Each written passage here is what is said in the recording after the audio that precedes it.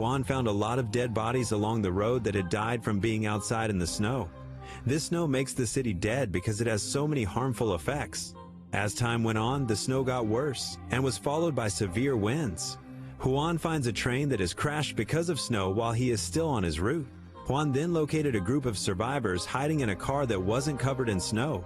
Juan finally spotted them, but he stayed away from them. It showed the survivors for 6 hours.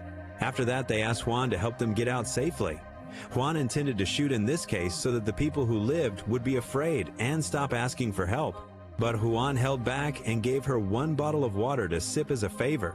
Even though the survivors kept asking for help, Juan ignored them since he needed to immediately find out how Elena was doing. When Juan gets to Elena's apartment complex, he sees that a lot of the people who live there are still alive since they know how dangerous snow can be.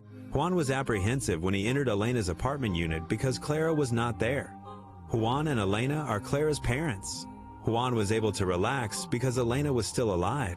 Elena then tells Clara to go to Luna's house where she islanded. If we think back, Luna was also in the same motorboat as Clara. Elena's evidence shows that she didn't realize Clara was on the speedboat. Juan is now going to Clara's school to get Luna's home address. Juan also told Elena to stay in the apartment because she only had one mask to protect her. Juan was then stopped by the people who lived in the apartment as he was ready to leave.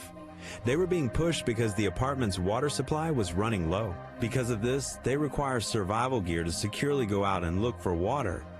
Then, Juan was asked to demonstrate his protective mask, which is one of the reasons he lived through the fatal effects of snow. Juan ultimately stood up to this request by discharging his gun because it sounded threatening.